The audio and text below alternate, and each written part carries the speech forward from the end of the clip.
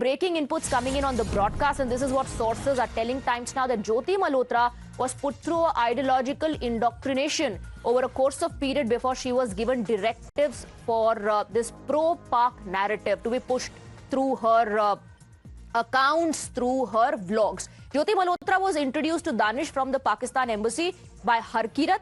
Remember, this person, Harkirat, was detained for a few hours last night, and he's believed to be an employee of Haryana's Sikh Gurudwara Management Committee. As per sources, Harkirat helped Jyoti Malhotra twice to get a visa and sent her along the Jatha to Pakistan. For now, Harkirat's phone has been seized and the investigation is currently underway. So the ideological indoctrination angle is also coming to fore now. Harkirat will be asked to join the investigation after electronic evidence is investigated.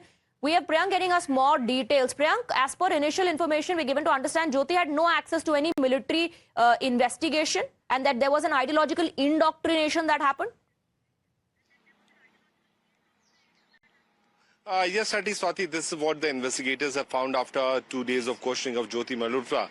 The person who was in touch with the Pakistani handlers while the Operation Sindoor was happening, and also when the blackout was there in this district of Hisar. Hisar is an important defense establishment for the government of India, and because of which she was targeted by these Pakistani ISI operatives. But what we have got to know that so far there is no military establishment pictures which have been shared by her to the Pakistani handlers, but she was used for the ideological warfare which was started by the Pakistanis, because of which they had invited all these so-called social media influencers, and just for a few more traction on their social media platform, they wanted to visit Pakistan and give a picture of how things are good for the minority in Pakistan, specifically the Gurdwaras as well as those Hindu temples. But we saw what is the real side of the Pakistanis, because they started bombing the Gurdwaras and religious places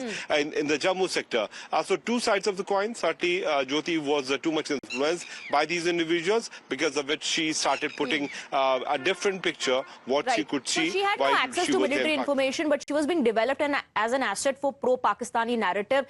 Thank you very much, Priyank. We're also given to understand that during questioning, Jyoti showed no remorse or sign that she's done a mistake. She thinks she exercised her freedom of speech. So that's how Jyoti became a part of the network, and now investigation reveals more details that are coming to fore.